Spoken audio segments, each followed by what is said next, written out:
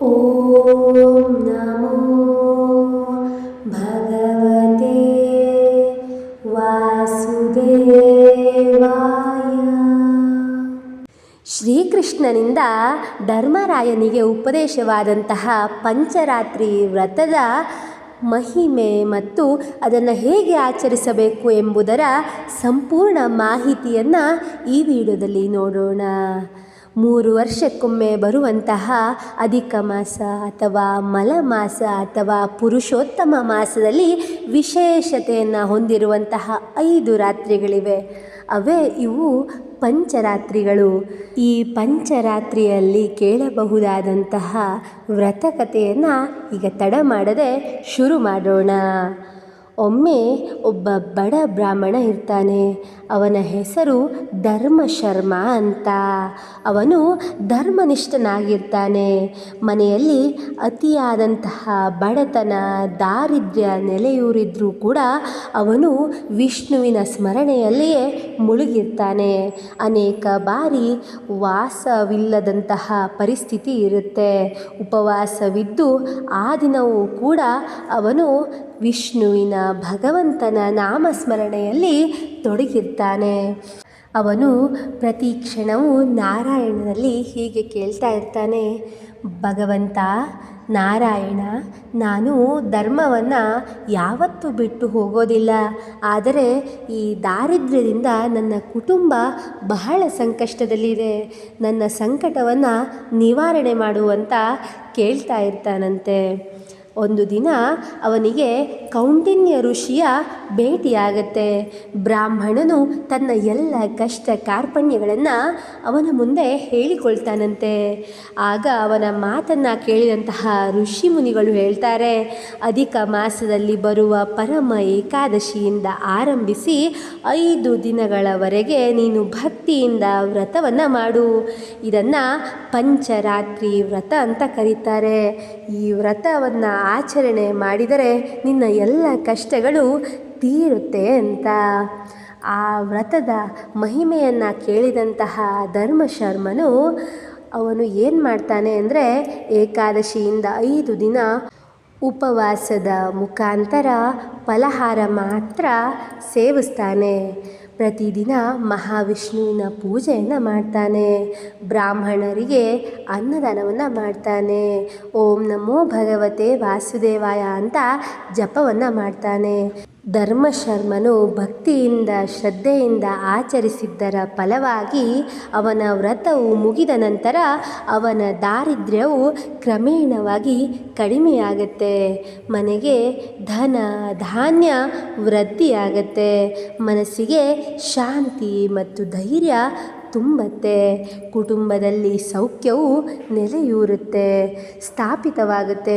ಕೊನೆಯಲ್ಲಿ ಅವನು ಭಗವಂತನ ಭಕ್ತಿಯಲ್ಲಿ ನಿರತನಾಗಿ ಅಂತಿಮವಾಗಿ ವೈಕುಂಠದೆಡೆಗೆ ಸಾಗ್ತಾನೆ ಅಂತ ಈ ಕಥೆ ತಿಳಿಸುತ್ತೆ. ಈ ಪಂಚರಾತ್ರಿಗಳು ಪರಮ ಏಕಾದಶಿಯೊಂದಿಗೆ ಆಚರಿಸುವಂತಹ ವ್ರತವಾಗಿರುತ್ತೆ. ಅತ್ಯಂತ ಪುಣ್ಯಪ್ರದವಾದಂತಹ ವ್ರತವೆಂದು ಪುರಾಣಗಳಲ್ಲಿ ವರ್ಣಿಸಲಾಗುತ್ತೆ. 5 ರಾತ್ರಿಗಳನ್ನು ಹೊಂದಿರುವಂತಹ ಈ ವ್ರತವು ಅತ್ಯಂತ ಶ್ರೇಷ್ಠವಾದದ್ದು. ಪಂಚರಾತ್ರಿಯನ್ನು ಯಾವಾಗ ಆಚರಿಸಬೇಕು ಅಂದರೆ, ಪಂಚರಾತ್ರಿ ವ್ರತವನ್ನು ಏಕಾದಶಿ, ದ್ವಾದಶಿ, ತ್ರಯೋದಶಿ, ಚತುರ್ದಶಿ, ಅಮಾವಾಸ್ಯೆ ಅಂದರೆ 5ನೇ ದಿನ, ಈ ಥರ 5 ದಿನಗಳ ಕಾಲ ಆಚರಿಸಲಾಗುತ್ತೆ. ಶ್ರೀಕೃಷ್ಣನು ಧರ್ಮರಾಯನಿಗೆ ಹೇಳ್ತಾನಂತೆ, ಹೇ ಧರ್ಮರಾಯ, ಯಾರು ಪರಮ ಏಕಾದಶಿಯಿಂದ 5 ದಿನಗಳ ಕಾಲ ನಿಯಮ, ಉಪವಾಸ, ಜಪ, ದಾನ ಮತ್ತು ವಿಷ್ಣು ಪೂಜೆಯನ್ನು ಮಾಡ್ತಾರೋ ಅವರು ಮಹಾಪುಣ್ಯವನ್ನು ಪಡಿತಾರೆ ಅಂತ. ಈ ರೀತಿಯಾಗಿ ಶ್ರೀಕೃಷ್ಣ ಪರಮಾತ್ಮನು ಯಾವ ರೀತಿಯಾಗಿ ವ್ರತವನ್ನು ಆಚರಿಸಬೇಕು ಅಂತ ಯುಧಿಷ್ಠಿರನಿಗೆ ಹೇಳಿರುವಂಥದ್ದನ್ನು ಈ ವಿಡಿಯೋದಲ್ಲಿ ನೋಡೋಣ. ಶ್ರೀಕೃಷ್ಣನು ಹೀಗೆ ಹೇಳ್ತಾನಂತೆ, ಪ್ರತಿದಿನ ಬೆಳಿಗ್ಗೆ ಸ್ನಾನವನ್ನು ಮಾಡಿ ಶ್ರೀ ಮಹಾವಿಷ್ಣುವಿನ ಪೂಜೆಯನ್ನು ಮಾಡಬೇಕು. ತದನಂತರ ಓಂ ನಮೋ ಭಗವತೆ ವಾಸುದೇವಾಯ ಎಂಬಂತಹ ಮಂತ್ರವನ್ನು ಜಪಿಸಬೇಕು. ತುಳಸಿ ದಳದಿಂದ ಅರ್ಪಿಸಬೇಕು. ಸಾಧ್ಯವಾದಷ್ಟು ಸಾತ್ವಿಕವಾದಂತಹ ಆಹಾರವನ್ನಷ್ಟೇ ಸೇವಿಸಬೇಕು. ಕೆಲವರು 5 ದಿನಗಳ ಕಾಲ ಒಂದು ಹೊತ್ತು ಮಾತ್ರ ಭೋಜನವನ್ನು ಮಾಡಿ ಆರಾಧಿಸ್ತಾರೆ. ಇದನ್ನು ಕೂಡ ಮಾಡಬಹುದು. ಇನ್ನು ಕೆಲವರು ಫಲಾಹಾರ ಅಥವಾ ಹಾಲು ಹಣ್ಣುಗಳಿಂದ ವ್ರತವನ್ನು ಆಚರಿಸ್ತಾರೆ. ಅನ್ನದಾನ ಮತ್ತು ಬ್ರಾಹ್ಮಣ ಸತ್ಕಾರ ಮಾಡುವುದು ಕೂಡ ಶ್ರೇಷ್ಠ ಅಂತ ಶ್ರೀಕೃಷ್ಣನು ಹೇಳ್ತಾನಂತೆ.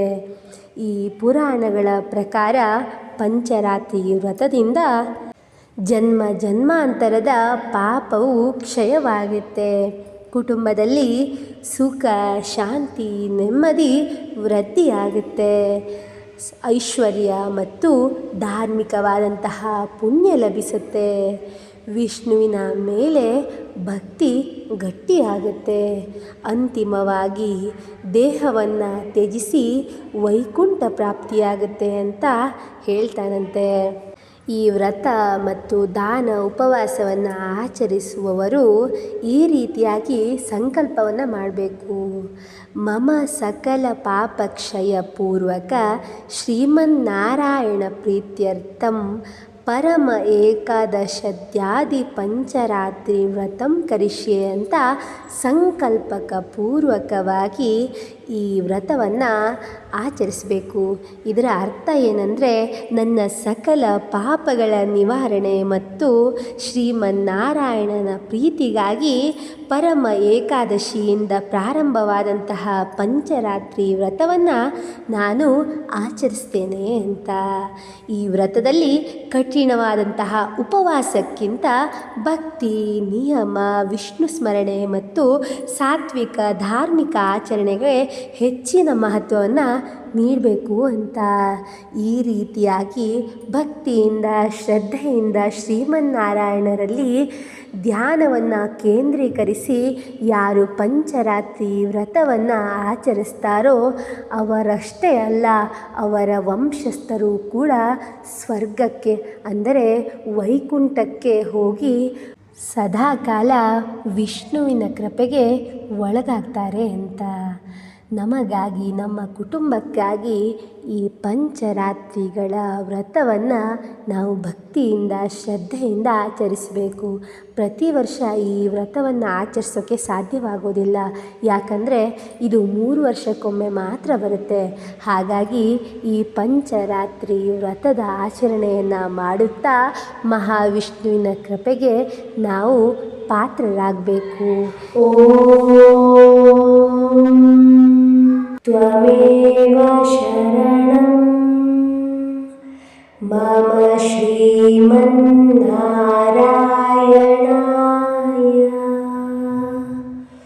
ಓಂ ತ್ವಮೇವ ಶರಣಂ ಮಮ ಶ್ರೀಮನ್ನಾರಾಯಣಾಯ.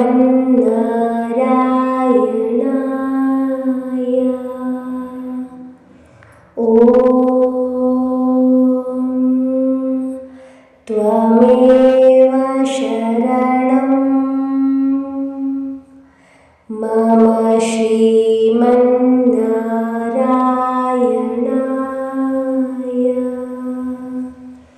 ಓಂ ತ್ವಮೇವ ಶರಣಂ ಮಮ ಶ್ರೀಮನ್ನಾರಾಯಣಾಯ.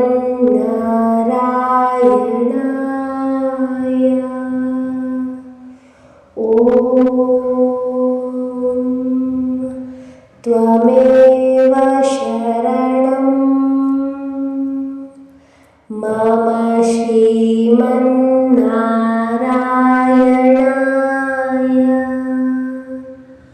ಓಂ ತ್ವಮೇವ ಶರಣಂ ಮಮ ಶ್ರೀಮನ್ನಾರಾಯಣಾಯ.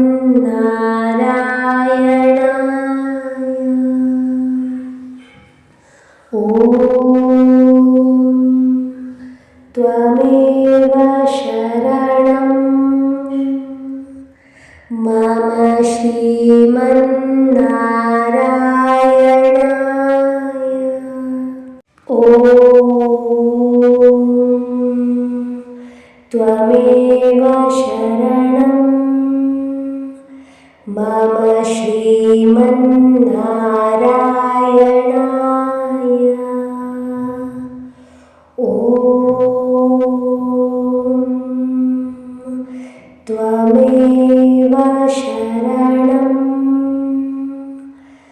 मम श्रीमन्नारायणाय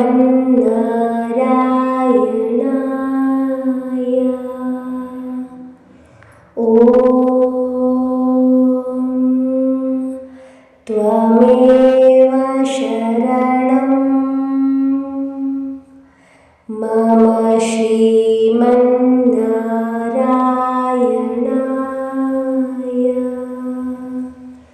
ॐ त्वमेव शरणं मम श्रीमन्नारायणाय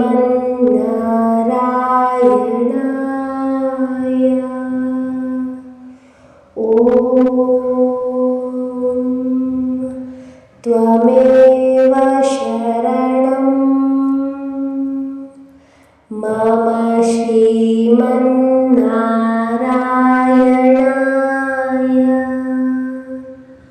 ॐ त्वमेव शरणं मम श्रीमन्नारायणाय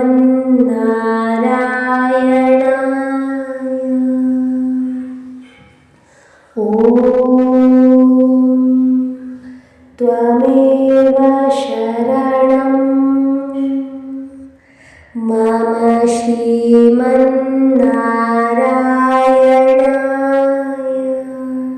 ॐ त्वमेव शरणं मम श्रीमन्नारायणाय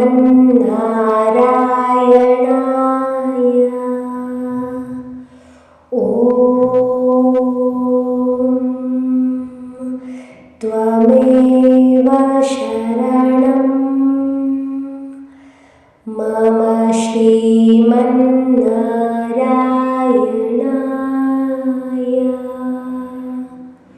ॐ त्वमेव शरणं मम श्रीमन्नारायणाय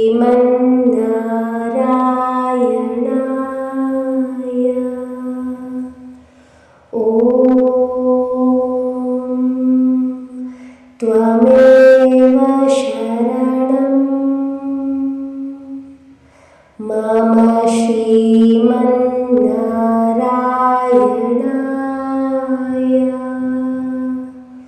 ॐ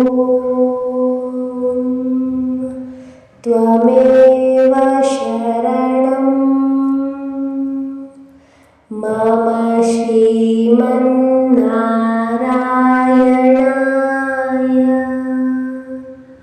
ॐ त्वमेव शरणं मम श्रीमन्नारायणाय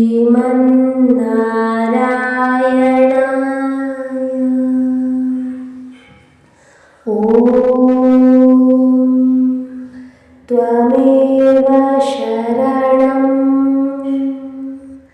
मम श्रीमन्नारायणाय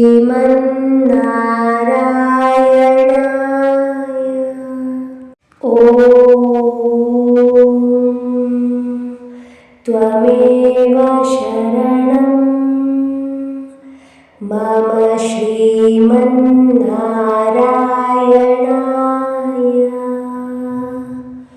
ॐ त्वमेव शरणं मम श्रीमन्नारायणाय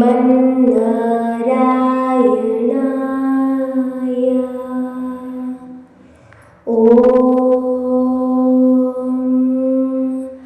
त्वमेव शरणं मम श्रीमन्नारायणाय ॐ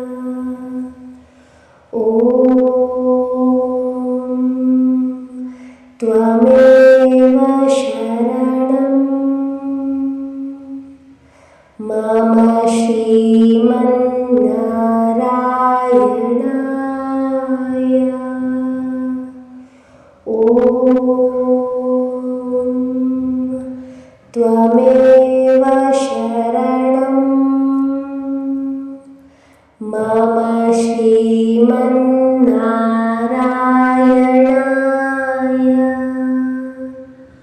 ॐ त्वमेव शरणं मम श्रीमन्नारायणाय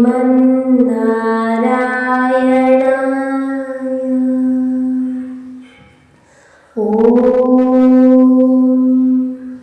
त्वमेव शरणं मम श्रीमन्नारायणाय